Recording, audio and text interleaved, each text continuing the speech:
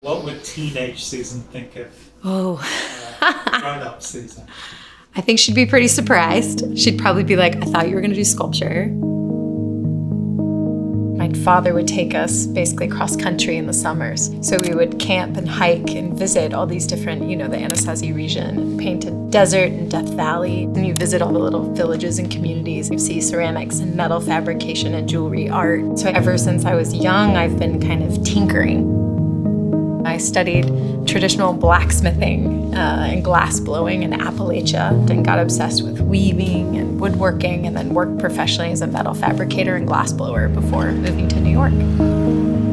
Materials and materiality was my origin source. So I think I come from a very different background than a traditional industrial designer. The more honest you are with material, and the more that actual natural material is touched and used and aged, you can see the depth of the life of it. It almost becomes richer and deeper. Stone as a material, what's so enchanting about it is it's quite cool, but then warms to your touch.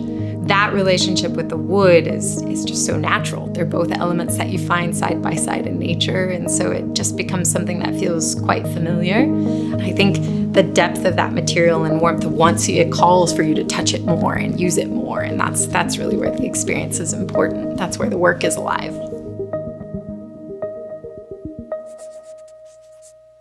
When I was thinking about Contra, I wanted to sort of play with several juxtapositions, one being extreme comfort and then rigidity in form. So I wanted something that had this sort of robust exterior while still feeling elegant, and then this very soft belly that you could kind of fall into. Very much was thinking about how do we celebrate the structure? How do we allow the footings to sort of be a celebrated, honest element?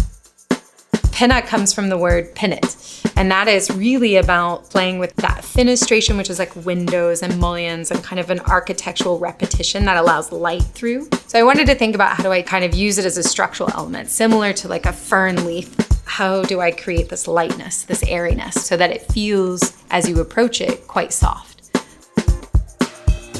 Instead of trying to think, what can I add as a designer, I try to think about what does the human experience need? And what is our community in this modern era of living, what are they missing?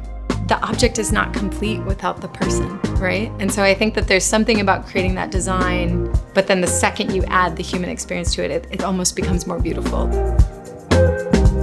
I'm Susan Clark. I'm the designer of the Penna and Contra collections for DWR.